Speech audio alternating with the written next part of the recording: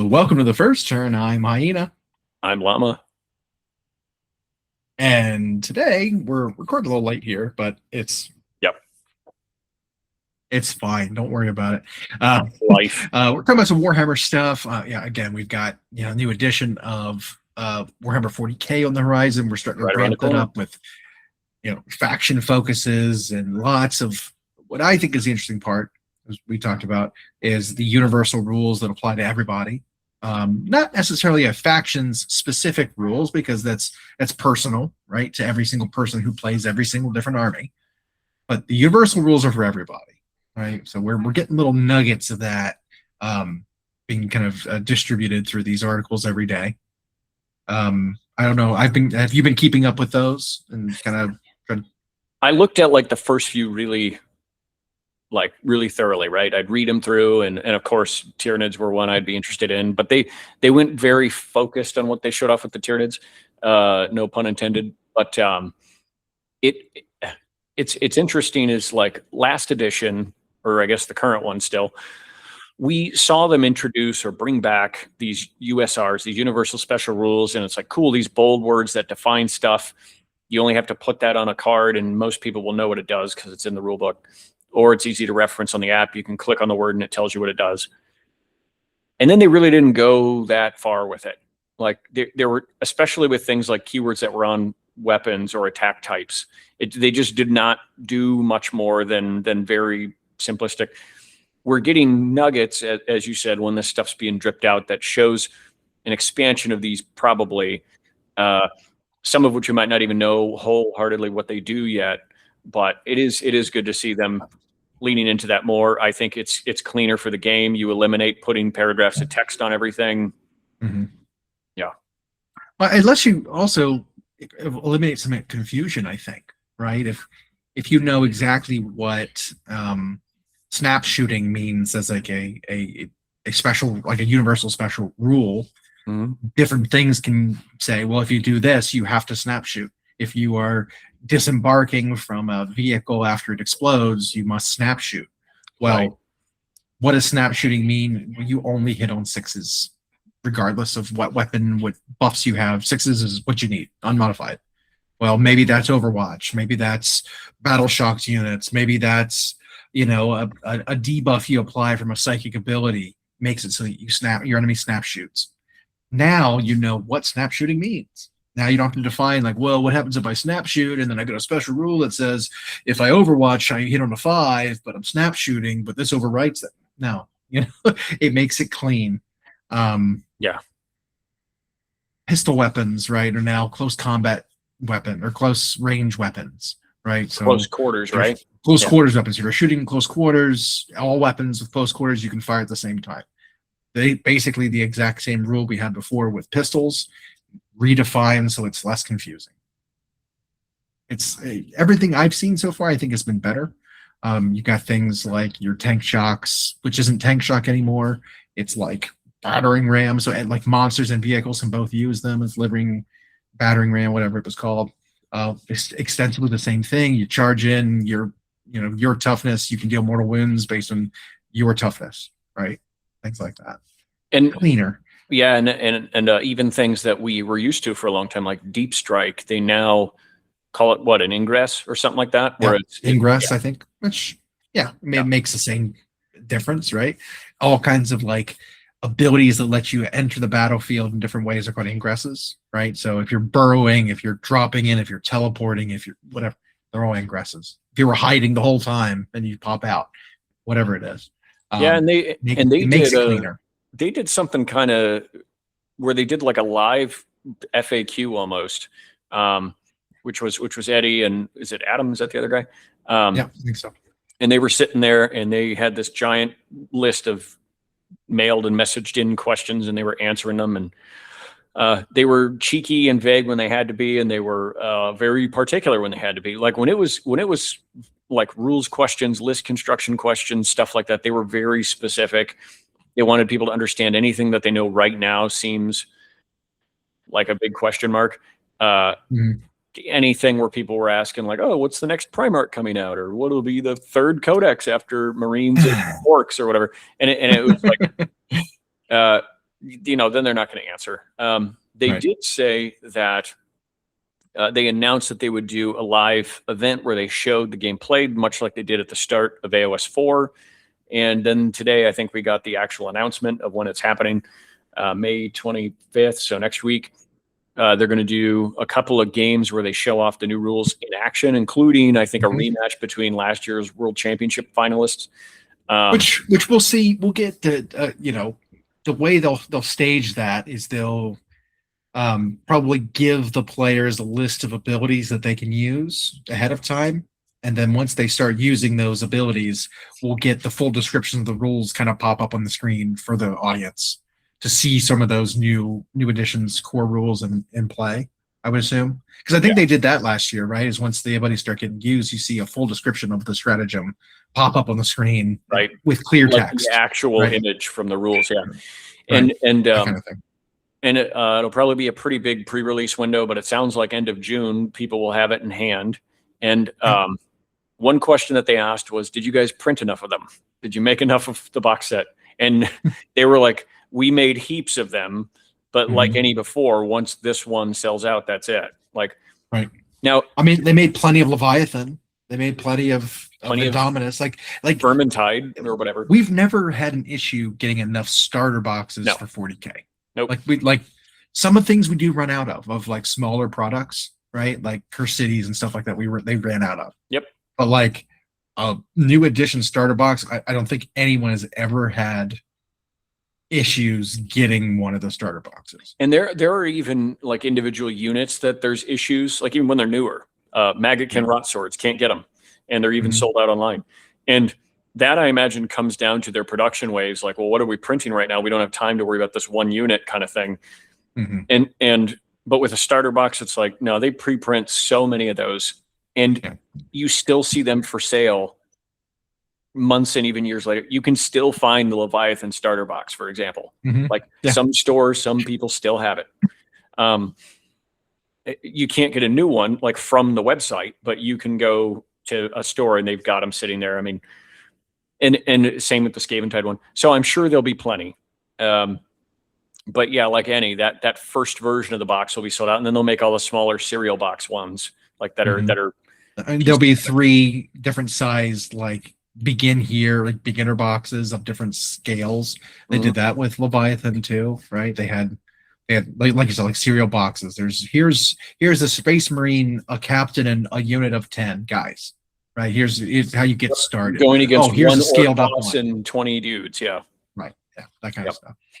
So, I mean, it'll still be probably the push fit ones from the starter kit, right? But then we have multi-part kit ones come out later, and so that's speaking of, that's been one that I'm surprised. The lid's been pretty tight on. Like everybody's got rumors about stuff coming for Marines and Orcs, but they've only been that.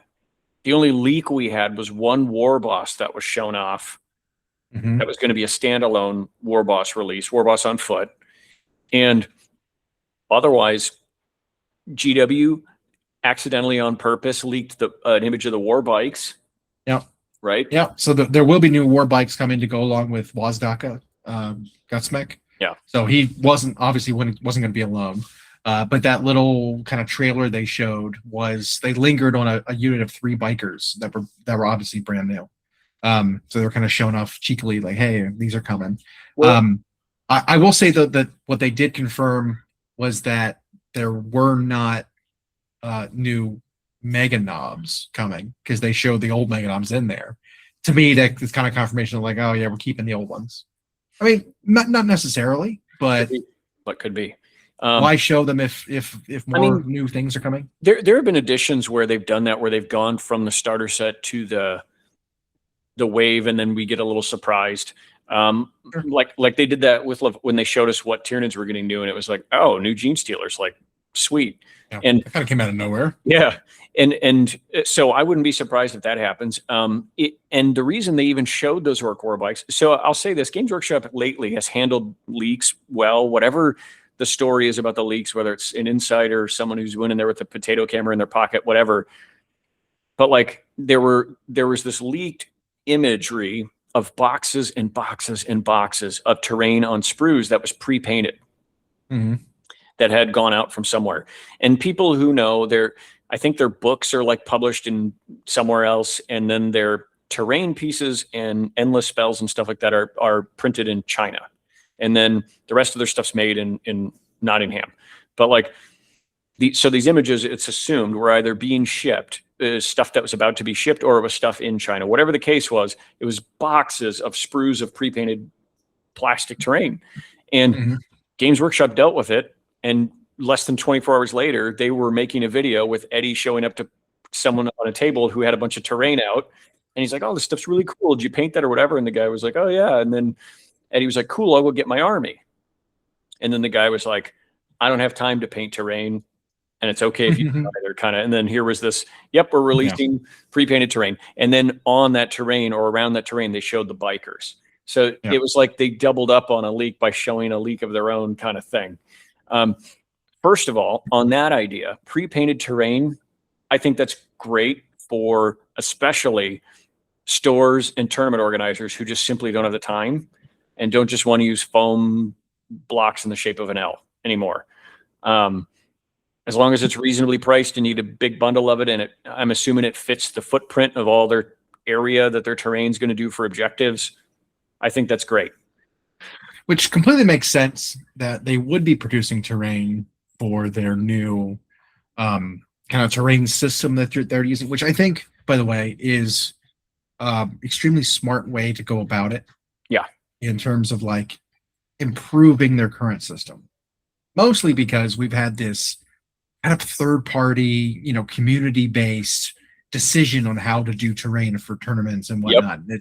It's this very symmetrical, whoever did the layout for this symmetrical terrain set probably made a killing because they became the standard, two large buildings, two small, two large, two medium, three small, two walls, 6 soda cans, like whatever, that set. They've sold millions of them because everyone has one, so to combat that, it's like, well, we're not invalidating any of that terrain you guys have because you bought it already, but here are these templates for like the bases for these terrain pieces that we're making standard, that you can put whatever terrain you want to on these squares and rectangles and triangles, but the footprint is what matters. Yep. So decorate it however you want with whatever terrain you have, as long as it fits in this one triangle for this big piece, like that's your terrain area. So standardizing that, I think, was very smart, and then not limiting what can go on top of it, was the second smart part. It's that whole like avoid punishing the hobbyist or whatever kind of thing. Right. Like we talked about that, where you have games where it's like, well, just measure from the base, so it doesn't matter how your model is shaped. And then your base size is kind of determine the overall. And as long as they define the terrain type and you have that footprint, I think then you can have it look however you want. There will still be standardization in terms of like table symmetry for like tournaments or whatever, but now the terrain, I think this way, will probably look better. So instead of like a bunch of foam L's, you'll have buildings or whatever. Yeah. And well, especially if you couple it with their pre-painted stuff that they're coming out with, which, again, I've got mixed feelings on limiting the hobby, but you're not. You're augmenting the hobby, right? Because like they said in their article, like not everyone has time to paint terrain. No. And so here you can buy this pre-painted stuff.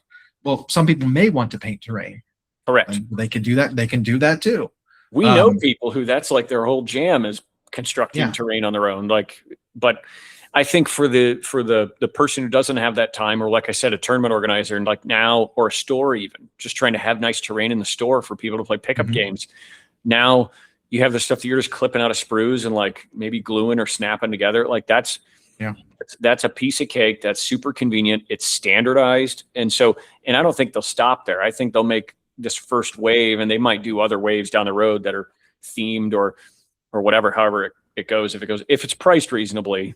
But that's the other concern, right? Is if it's gone through an additional process, right? Like models are not cheap.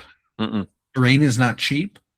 If you're going through an extra process of being touched, right, by an artist or someone, an assembler, a worker of some kind, who has to presumably look at the sprues and paint them in some way, whether it's, putting it underneath the thing and having it spray painted, like whatever the process is, right? Of inking this or creating the actual patterns and whatever for these terrain pieces. Someone has to interface with it. More has to be done with it. And so that incurs more costs because it's being touched and it's going through a separate process, or different machine, or it's spending time being, handled. It will cost more than if it were bare plastic, right? And I think it's a fair assumption. Right. And so if the cost is not prohibitive, right? Like if it goes from being a $50 kit to a $150 kit because it's pre-painted, you don't have to do anything with it. You just have to take it out of the box. Well, that's still rough, right? Like that might be like, well, I'd rather just take a rattle can to some gray plastic instead of paying the triple for the pre-painted stuff. So, or the risk is, it's pre-painted, but like maybe the initial stuff looks great, but then quality slips and it looks like shit. Like that's a risk. I don't know. Yeah, and I heard some people talking about the process. It's like a scan print type process that it might have been Joy Toy or someone else that GW's been partnering with that does it.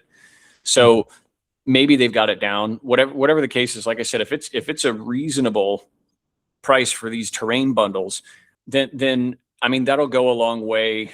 And I think they know that. I think they know this is designed for like stores and tournament organizers and so, or people who host a lot in their basement, whatever. But like they know that's like the main target. So I hope they make them cheap. I don't mean make them cheap, you know what I mean? Like make these reasonable. Know that these aren't going to be your profit margin. Like you sell these to people will snag them up. They'll move them like crazy. They're made, I believe, outside of their standard, manufacturing process for the regular miniatures because they're made somewhere else. So hopefully that was kind of an exciting, if unexpected, thing, maybe long overdue. I don't know. But that also helps them lean into the idea that Warhammer players in particular do value the immersiveness of the game. And more so maybe than anywhere else. I mean, you have games like, at least when War Machine was at its peak, kind of during the Mark II era, those players terrain wasn't a thing. Like it was also like the opposite of immersive. Correct. Because there were so many markers and circles of zones and smoke counters and your little facing trackers. And it was like, and there was no terrain. It was just like mouse pads, right? And like, I love the mouse pad being the thing on like the playmat being the thing on the table so models can move cleanly. But like, now it wasn't immersive at all. Now I know for rules cleanliness, the miniature itself, size and shape wise, shouldn't matter a whole lot. But like, okay, well now I'm playing with toys, make me feel like I'm in this fantasy or sci-fi world.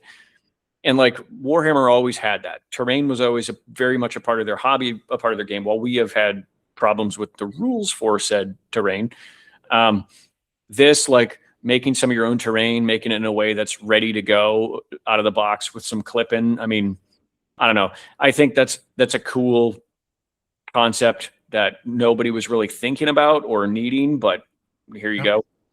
But Games Workshop might be moving on a bunch of like the market's changing, right? Other people may be producing stuff that's ready to go out of the box. I mean, I've seen other Kickstarters and whatever that is basically producing terrain for Warhammer that isn't specifically for Warhammer, but you look at the things they're producing, you're like, okay, I see what you had in mind, right? Yeah, and we've seen it printed, sprued, MDF, like all kinds. I mean, one of the other cool things I saw was like pre-printed terrain that like folds up. So it was like cardstock designed in such a way that it's got kickstands and whatever that you can like fold it flat, and then when you get there, fold it out, and then it stands up. And like a pop-up book. Yep. That kind of stuff. And it's like, okay, well, people are moving in that direction. Games Workshop kind of needs to compete there. I mean, we saw, I talked to someone who worked, this was at Adepticon, at the Reaper booth, right? Reaper Miniatures has been around for a long time. They've got their own paint. It's not great. It's not great. Paint, but it's cheap. They had to reformulate and come up with their own new paint. So Reaper has their own new paint line. I've got a couple samples, and it's okay. But they were going back to the drawing board and coming with new formulas of paints because the painting and miniature world is changing, right? And so like sometimes you need to go to the drawing board and contrast, right? Contrast was an innovation for the new painting world to try to get good results over top of pre-priming and pre-shading, basically, to make good-looking paint jobs very quickly. And I think they successfully did that. But how many other quick shades? Everybody makes them. Yeah. Now everyone makes one. It's an innovation. Yeah. Well, then I mean, what's the next arena? Is higher quality paint, right? Because people are moving towards artist grade stuff now, high pigment, very what do you call it? Concentrated paint and mixing your own to get the consistency. Higher pigment density, full body, pure colors. Yeah. We talk about Chimera paint all the time, right? Like Chimera is kind of that. It's a higher cost, but higher quality, artist grade kind of product that, people are kind of, eyeballing that now and being like, this is good stuff. And it's, you can use this for miniatures and it goes a long way and it's good. Well, I mean, there was also another rumor, I think I was telling you about that, where maybe Games Workshop is trying to dip more into the premium paint sort of arena too. We had heard kind of a rumor about some pro paint line they're coming out with potentially. But we hadn't heard. I mean, we hadn't heard about that anywhere, right? There was no rumors about that, but I mean, there were rumors now that people have seen packages and seen things branded Warhammer that are new weird products. Well, and so we know that in this age of AI and everything, it's hard to always know with images what's real and what's not. Yep, we're in that time. We're in an actual sci-fi world. But like when you see something like that where it wasn't anything anybody was clamoring for, like the move from Citadel to Warhammer color was like, okay, that was probably going to happen. Bottle didn't change, formula didn't change, whatever. But then you see packaging for something, they were calling it like Warhammer Pro Tone or Warhammer Tone Pro or something like that. And, a sort of black box with like this myriad color wheel on it. But it was very unquestionably the Warhammer logo. And so if that's real, I mean, the terrain thing proved to be real, so who knows? That would be interesting to see them launch a smaller, but maybe closer to artist grade line of paint. Right? I mean, even if it's like 12 paints, right? You've got your 6 primaries and then 6 like mid tones in between them, right? Right.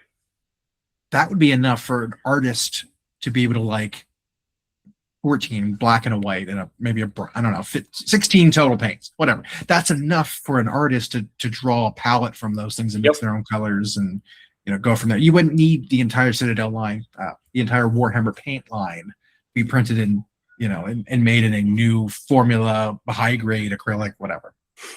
Well, and I think connecting that back to the pre-painted terrain thing is dependent on how they've executed it. One thing Games Workshop likes to be, and then I'll explain how that used to be the case with the paint. Games Workshop likes to look and feel, while accessible to most war gamers and hobbyists, they like to look and feel like they're a premium product.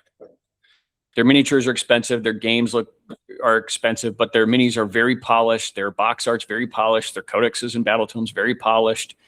They do these big events all the time. They have big animations and big video games, but their paint, it used to only like look and feel premium because all we had back in the day was like apple barrel craft paints from like a Michael's store or something, right? That really 50-cent, just kind of garbagey, very watered down, glittery acrylic, whatever. But then you grab your 30 pack of paintbrushes for $2. Yeah. And or you went to the art section, which no miniatures hobbyists did at the time. They didn't even like connect those dots because a lot of the miniature painters early on were just gamers who learned how to paint. And so when Games Workshop had their paints available, it was like you used them for the first time, and even their brushes to a degree. It was like, whoa, this feels way different. It definitely coats better. It definitely does more of what I want. And I've got this cool variety of colors. Well, now there's dozens, if not more, companies that make arguably a superior paint. And so if that is something they're actually going to do, you know, their terrain showed we're not just going to make cardstock. We're not going to make stuff that's like rubbery that looks like whiz kids or whatever. We're going to make our rigid terrain with high detail, and we're going to use this cool technology we learned from a toy company or whatever to make it look good. And then I could see them doing that with their paint. Like, they always like to have a premium offering. I don't think they're going to get rid of their main line, but they might offer this, you know. It'll probably be outrageously expensive, but who knows if it's true. But Yeah. on that rumor front, I think it'd be smart. I mean, I'm going to throw that out there. Smart. I think it would be smart for them to get into that game. Yeah. Mm-hmm. On the rumor front, we've actually been a little quiet, even though that's not what our channel's about. Like, we were so excited because there were all these weird rumors about Age of Sigmar 5 that have completely quieted down to almost nothing. But what was coming along with that was really cool was we were hearing about what's happening to the ogres, what's happening to the dwarves, what's happening to the seraphim. And like, now it's been quiet. Now we have like really not much new, unless you've heard otherwise. I mean, I had seen something in the last couple of days about kind of not really confirmation, but like continued rumors about the updates to dwarves, the Coslet Hold dwarves, as they're being called. I mean, we've seen lore snippets taken out of the Cities of Sigmar book that'll be coming out now or soon. Basically talking about the lore reason why you know, Cities of Sigmar is losing its dwarves, it's losing its elves, where they're going, what they're doing. And apparently it's the story reason for it is that they are consolidating, you know, now that things are ramping up and getting worse, or maybe slowing down and getting better, whatever's happening. They're kind of trying to reestablish their own ancestral homes and find their people and rekindle their cultures and things like that. Because there have been so many, you know, cities that, while maybe they thought they were safe, have fallen. Maybe the cities aren't the place to be if you're, you know, a population of elves who are trying to perpetuate your race. You know, maybe we're going to go, you know, find the other elves and survive better that way. Or the dwarves have this longing for their own people. They're going to go rekindle their relationships with their own, you know, their own people and reestablish their ancestral holds and things like that. Well, there was more rumors kind of about that. Not really anything new, but just more talk about it. Kind of not really confirming it, but lending it more credibility. And again, some of the blurbs about what the dwarves elves are doing kind of call out this migration of, you know, reestablishing basically these new factions. Because I do fully expect to see this Coslet dwarf faction. I mean, it makes sense to me.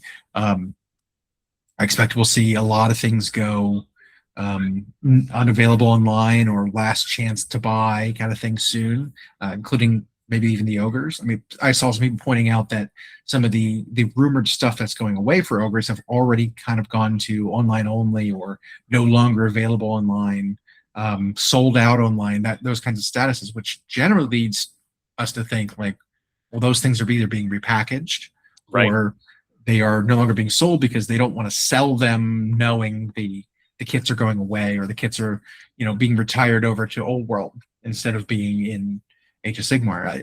I fully expect this year, or maybe the next couple years, right, being into 5th edition, we're going to see almost everything that was an Old World holdover kind of get sent back. I mean, we're not down to much, right? I did see one like fringe rumor about that there was going to be some announcement of ogres returning to the Old World, and I mean, they would just have to port literally all those models back over if they do have the rectangles. Yeah, if they do have the lineup of new kits coming.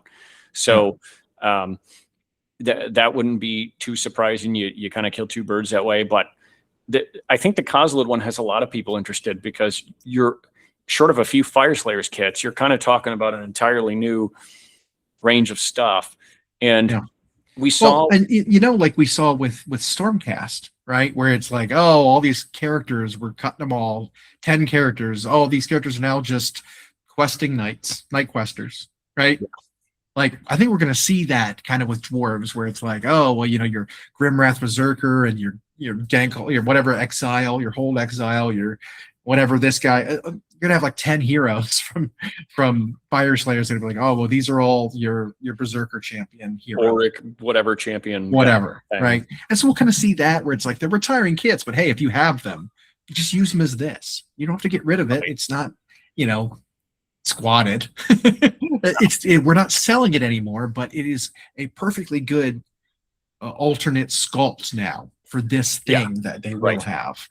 You know, same thing with all like the foot infantry guys, like the double axe guys, plus the great weapon guys, plus the guy with the sling, shield, and axe, plus the guy with the pick. They're all the same dwarf, right? They're all basically the same guy. There's 4 different weapon loadouts, but they'll just be the same dwarf unit. You know, play them all as this one unit, and then here's some new stuff. Yeah, well, and I think, you know, and even with the leaked images of the Cities of Sigmar battle tome, which I don't know if you can call them leaked. It was people who got them early for whatever reason, you know, the partnership with Games Workshop. But like one of the armies of renown, I think it was, included basically dwarves and elves, but it was like all newer kits, right? It was Lumineth's like pikemen, and then it was like the Fire Slayers with the shooty, flamey things, the magma pikes, and then the other ones that were like the new kit. Yeah. So I think those are sticking around, right? You know, but that doesn't say anything for the rest of it, right? Yeah. It was confirmed that in the battle profiles for those units, it does say because they did release the point values, right? And so it says in there this many points. This unit can only be taken in this army of renown. I think there's a Slaves of Darkness army of renown with Be'lakor, where they've got a bunch of demon units from the different chaos gods, right? That are like Bellacor's demon menagerie, whatever it is, and it's a Slaves to Darkness army, and here's the Slaves to Darkness Bloodletters and the Slaves to Darkness Demonettes units that all have their own point values and basically the same rules, but could be changed if you know something else happens on the line. They're not tied to a different battle tome, but those units are all they all say can only be brought in Bellacor's army, Legion of the First Prince or whatever, right, whatever it was called. And so I think that's how those are. I still think it would be nice if it were some limited amount of like, yes, you can bring this allied unit in. There's all kinds of buffs for the army that specify Sigmarite units already. So you know the allied units are disqualified from benefiting from those abilities, but there are also universal abilities for the army that say these units are under order that could still benefit them. Right. And I don't think that would be broken. I don't think that'd be too much. I don't know. It's a little weird that it was so limited to this army of renown where you bring allies, but I like that they specified which units can be brought as allies and not just any order, dwarf or elf, be brought as an ally. You know, that's how you end up very with some really weird set. combos. Yeah. And you know, they could expand that list. It doesn't need to stay those 4. They could add more if they wanted to. I also think this was their way of doing like like instead of a full Band-Aid rip, they got the Band-Aid wet first. Like it, because I think they were ultimately doing what you and I expected, which was the Cities of Sigmar was going to become a human faction with scarce other things like ogres that have people riding on or whatever. But like the elves and the dwarves and stuff were leaving to go to their own thing, either back to old world or to their new armies. This was like their way of not quite letting go. Like here's a way you can still kind of do it. So if you have and it's still we still have up until June of 2027, which is probably when the next edition comes out, to still use all of the old dwarves that were in there before and the old dark elves that were in there before, as because we'll get a battle tome supplement that will contain all of that. So again, the Band-Aid is slow. We're going to have a year to still play with all of those toys before they disappear. But anyway, in the interim, we might get other releases that, you know, those units that are going away will become, right? Like, so before June of 2027, we might have like, oh, the Closet Holds are announced. Here's a heavy weapon melee dwarf unit, or Right. here's a unit with like heavy like guns. It's like, okay, well, there's your iron breakers and your, you know, what, like you can use them, or you know what, your iron breakers become, you know. I was going to say what I think they'll probably do is in the Coslet Holds they'll have regiments of renown that cities can use, of course. Yeah, that too. That'll be a way they can keep using them. I can see the hobby potential, right? Yeah. And it's one of those things where it's like people will start to hear it and they'll start dooming about it, which is ridiculous because again, it's your toys. You can use them how you want. You can make them stand in other things. You can keep using your London War Scrolls. You can, that's right. You know, whatever. Speaking of hobby potential, yeah, the Cogfort is up for pre-order. Yes, so is. this $200+ monstrosity. So I got to see. So now, like the NDA has been lifted, and I've seen content creators posting their painted ones and whatever. So it looks absolutely huge. I mean, in people's hands. I mean, it was this great big thing that looks like a nightmare to paint because yeah, there are a lot going on, and baubles and wood and shingles and people and like just that would just be but I think it is going to be a massively popular kit, not only because people were oddly interested in it when they didn't know how it was going to be usable. And then they made the announcement that was, oh, by the way, literally every army can use one. And then, of course, you had 40K players and what who were like, I can convert this to be my whatever thing. And so I think this kit's going to sell out like mad. Yep. I don't know if they realize what they have on their hands. They did release an article with a handful of different conversions. There's an undead one where it's got bats and it's carrying part of its crypt, you know, that kind of thing. There was a chaos one where like a sorcerer is just manning it and firing arcane energies out of it. Makes sense. There's a one where it was a very expensive kit bash where it was on the back of a magma droth from Malarial. That's an expensive kit bash. And then the other one is even more expensive, I think, which is the Cogfort itself, plus the terrain piece for Tzeentch, plus a handful of like exalted flamers, plus the better part of a Lord of Change kit. Like it, there's a lot going on there. I think they are very cool. I think people are very creative. I think we're going to see more interesting things than the ones that were shown. Because there's some amount of conversion that can happen with the kit itself. I think there's even more conversion potential when you're not limited to having to use the kit, right? Like I can conceive of all kinds of other stuff you can do to make a Cogfort proxy that doesn't use the Cogfort kit itself. Obviously, the article was showcasing the kit. They want to sell that kit, and they will. But it's showcasing the kit and what you can turn that kit into. I think you can, like I said, there's more potential when you don't have to be confined to that kit and add stuff to it. I think you can make a lot more interesting. I can see, I can see all kinds of possibilities, and I'm already cooking it up. You know, the fact that it's like you need something of a certain size and shape with guns on it, like, yeah, people can make their own. And I don't think they're going to poo-poo that as long as you're using, at least if you're going to one of their events, if you're using their parts, I don't think it. And then the possibilities of the kit itself. First thought was obviously you can chaosify anything that's order or imperial if it's 40K. And then orc, I mean, ramshackle the heck out of that. Wouldn't have to go too far to do that. Undead. I think something like Soulblight Gravelords, having that, only you put crypt shaped doors instead of like arch doors, and you have bats and you have zombies underneath it or what.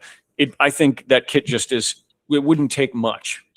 to kit bashing. Right. Whether we'll see a bunch in Golden Demon next year, I don't know, but people will At least bash the one, heck out right? of it. Yeah.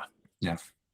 I mean, I was even kicking around the ideas of doing things like Necrolith Colossus from Total War, right? Necrofex Colossus, Big, yeah. Necrofex, the big lumbering undead ship, you know, and we had a project we were brainstorming Yep. that used some of the Lumineth stuff and you know your handmade ropes and cannons and things and like that. all that was on there. Yep. Yeah, I mean, I'd want to put some kind of big fortification on the back of a hermit crab or something, right? Like you make a crab coming out of a tower, right? It's carrying the tower on its back because it lives inside of it. Something like that, you know? Big ballistas. I was thinking of some sort of a rogue idol sort of thing for orcs, where maybe you've got a rogue idol down on all fours crawling. It's got some kind of watchtower on top with like a giant squig off. A big ballista or something. Yeah, like there's all kinds of potential that you could make something of your own. I mean, I think a Skaven army could very much just use that kit, right? You can turn that into a warp lightning cannon on top and rattling gun crews. I think it would. Every window just has boards in a triangle, like over them. Yeah, like that's I think that's a low effort conversion, right, for Skaven. But something like a Dark Oath Cogfort, I wouldn't want that to be a castle walking with mechanical legs. Like I was thinking of like a war mammoth, bringing that like a Norscan war mammoth kind of thing. Because I think with something like Dark Oath, it would be tell the story with the piece, because Dark Oath are supposed to be poor. They're on the outskirts of every civilization. They feel rejected by it. How would they get something this powerful? Something that or scrape together enough money to hire a mercenary crew to help? Like no. Well, yeah. So you could tell the story with how you design the piece, how you convert it. Yeah, that's all of that. I just think the kit's got a chance to be kind of one of those like monsters for a long time. I mean, really like the Imperial Knight kit was like the first one. Once that launched and it was like people were like, I'm wary about something like this in my game. We still kind of are rules wise, but it's like now the kit is so popular and gets used for 100 different things. And I think the original one, every Imperium army could bring one as a Lord of War choice. So even back then, it was very, very popular because every army could have one basically. And then when it became its own army and they released, what's it up to 7 different knight kits now? 8 of them, you know, and now it's its own army. If you're a knight player, obviously it's a good selling kit, but I don't think you can really, it's not as versatile as it used to be where you can bring them in any army.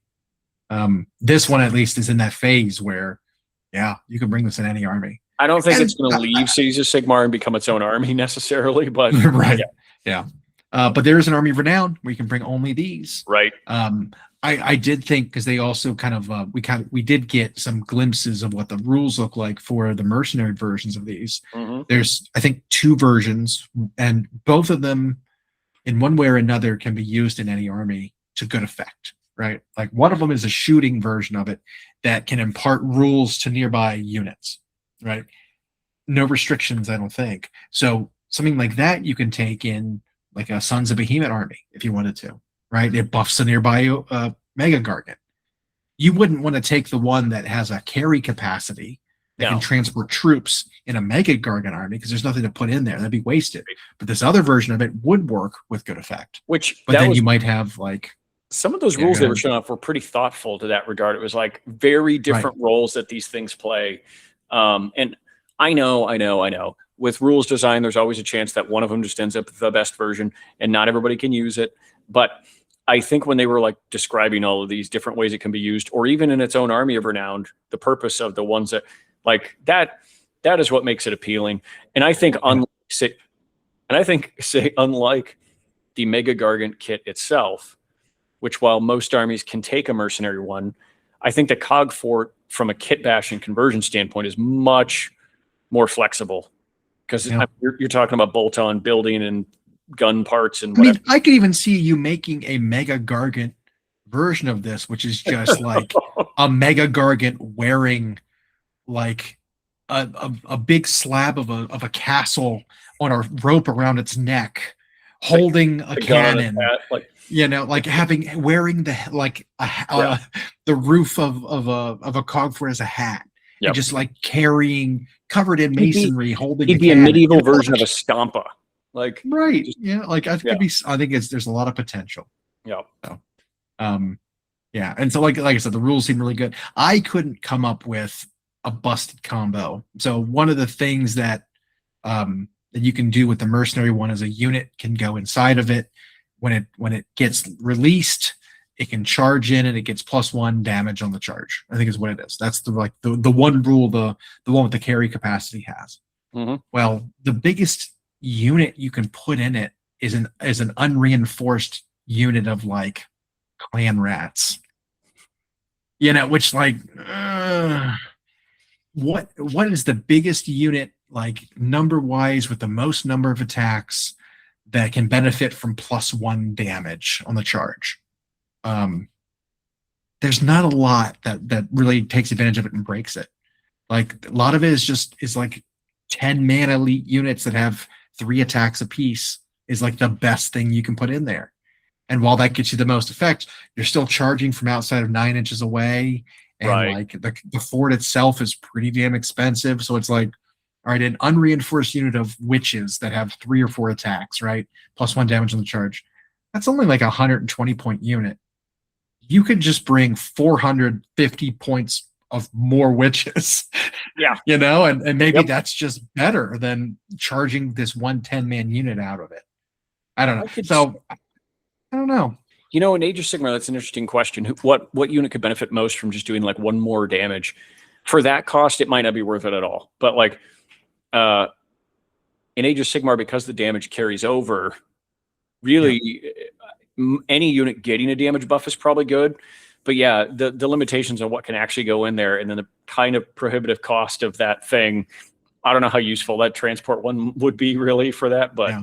I mean, it's still got like a Gatling gun on there. It's still got a flamethrower on there, and it's still a big, tough thing to kill. 25 wounds and 3 up save is pretty good.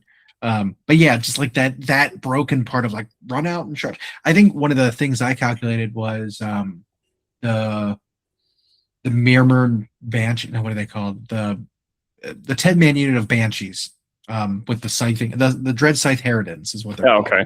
It's a 10-man unit of girls who I think have hit crit auto wound and they're 4 attacks apiece or something. That's like, okay, so damage 2 on those would be pretty good. Yeah, that'd be quite a bit. Like that's pretty, but like maybe it's only 3 attacks. Like it wasn't that impressive, and it's like that's a lot to pull off. And then maybe it doesn't matter.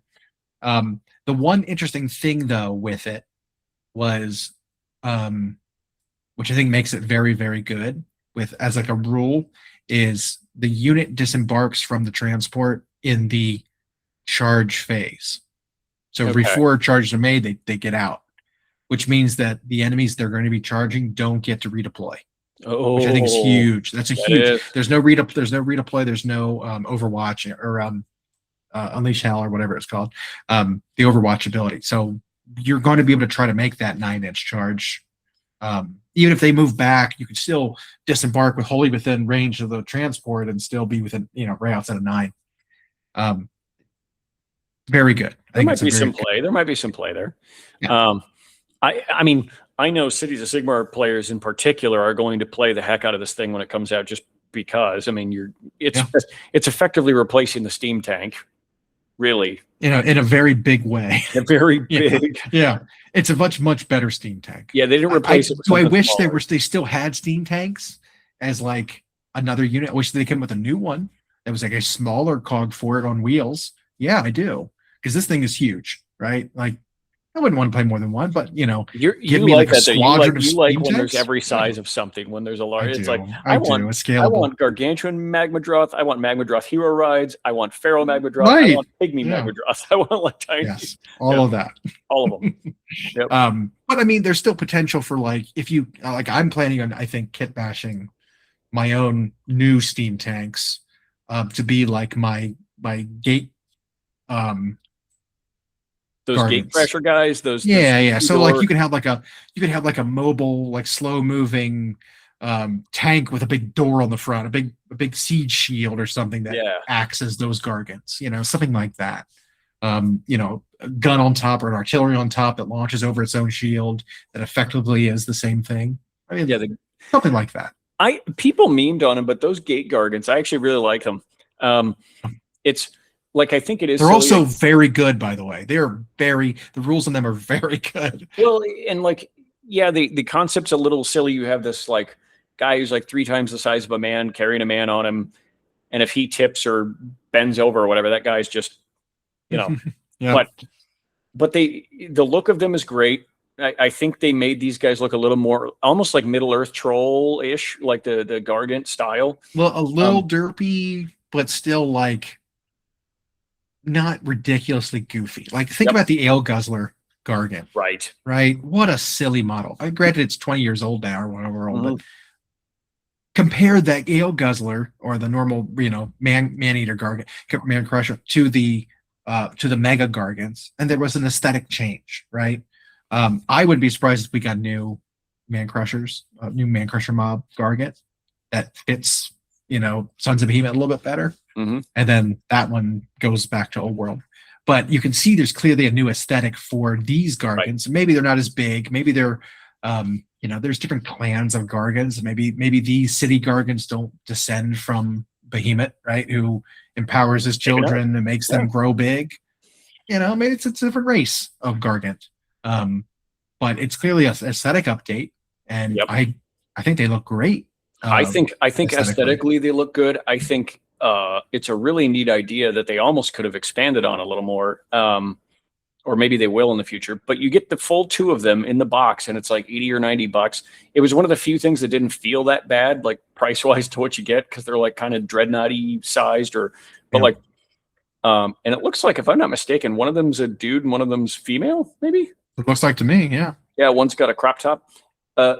One thing Tube that top? I got to give, one thing I got to give credit to, like the Heavy Metal paint team. Like if you look at the leather straps on the guy on the left, they did that really different than they normally do. With like Heavy Metal style is typically like Rhinox hide, go up 1 brown, go up 1 brown. The end.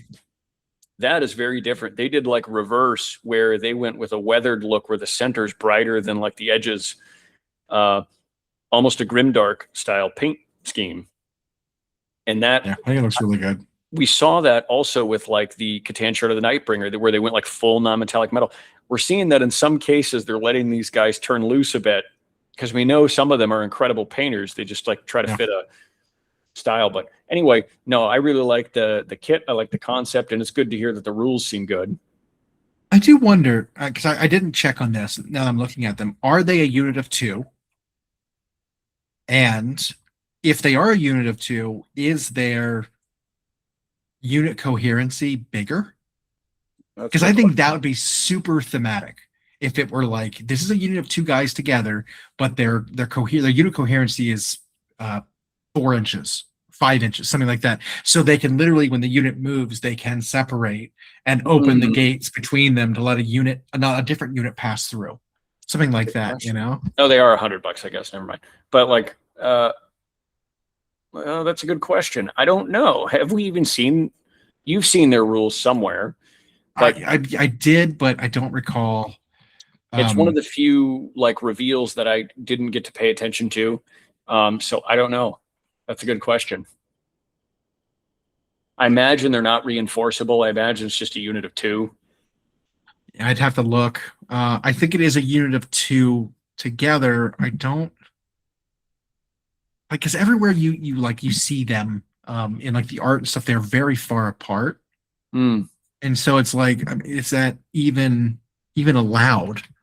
Right. But in the pictures of the models, they're like that. They're just like, right, which thematically makes sense that a unit can move through them, right? They're open the gates, they get a benefit because they have a rule that says open the gates. Units that pass, through them, charge out from between them, get bonuses to their charge roll, right? Like thematically, you should be able to move between. I just don't know if they can. I don't think the data sheet or the war scroll itself says anything about that. But interesting. I don't know. Yeah, That'll be interesting to see how it works. It's a neat idea.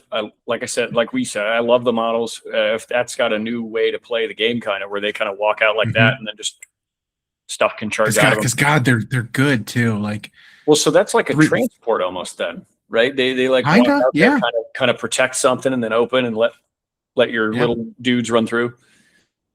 I think they also impose a penalty on the enemy. I forget what it says.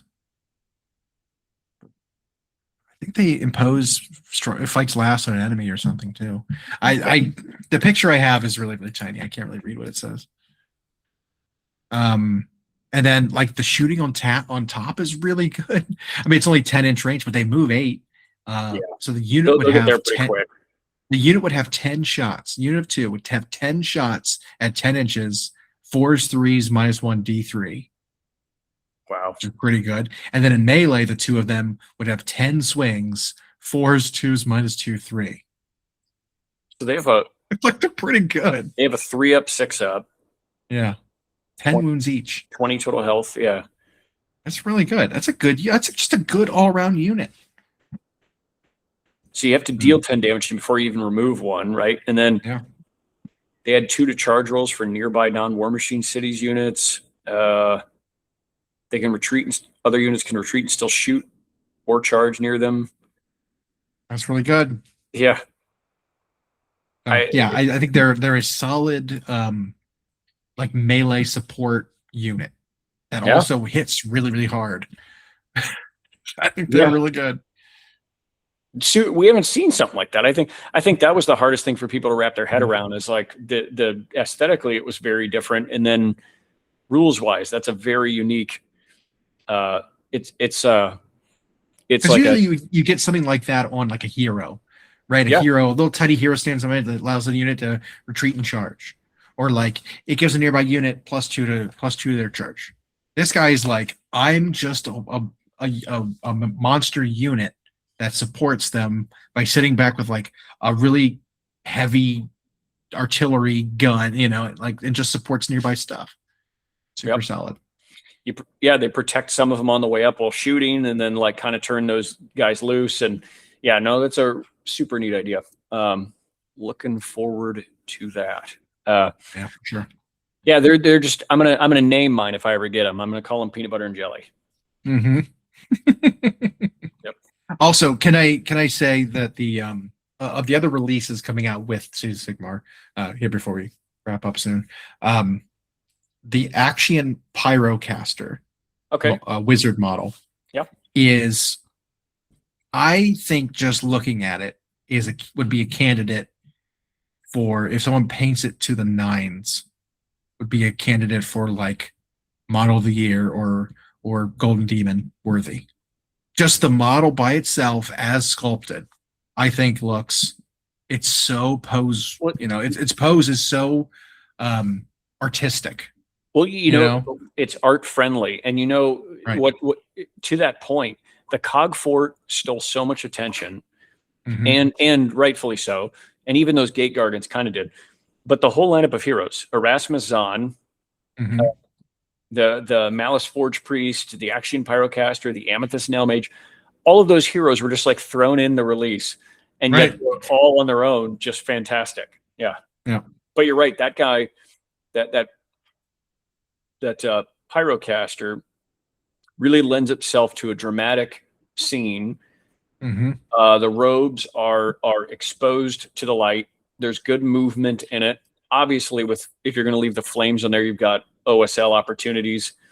I love the blindfold over that theme with the wizard. I mean, even if you swap the head, you change the flame, you put on a different base. Like, I think just the core of the model, which is main body, arms, cape, robe, maybe even the staff, and keep that the wand, I guess. I think you could make something really cool, really dramatic out of it. Maybe he's burning enemies around him or something more than just lighting the dirt on fire. Well, and you know what I mean? If I'm looking at it right, those flames look like they're separate from the main model, because the flames come up are not touching that rod, and it's not touching his foot or his cape. So that might be something, if people don't want it on there, you can always leave it separate. But yeah, I mean, even with that cape, you've got freehand opportunities, which they actually did there a little bit. No, I think you're right. It's just when that model of the year thing comes up at the end of the year, which it does, fans are going to pick Cogfort. They're going to like ignore a guy like this, unfortunately. But yeah, you're right. Because he's only going to be this big. He's going to be human scale, right? But yeah, but you can see, I totally see him being painted like crazy and winning, AoS small, it's like single. Yeah. Right. Like it's such a beautiful. It is such a really cool model. Yeah. It is. It is. Yeah. They even bounced a little bit of the firelight off the end of those ropes. You see that? They did a teeny bit of OSL there. They tried. Interesting. Again, they're letting their painters maybe have a bit more. But that's what, going back to the very beginning of this show, you talked about needing to change with the times. Like, there's things that you don't need to fix when you don't need to fix them, but like keeping your finger on the pulse of what's happening is relevant. And well, they're also, kind of working with so many artists now too. I'm sure they've gotten feedback from their artists that say, hey, if I want to do this, I'm having to look elsewhere for painting materials. Yep. I can't just do it with yours. I need higher quality stuff. Which, no offense to anyone who's made their product, but like things do change. So gotta change too. Gotta change. Yeah.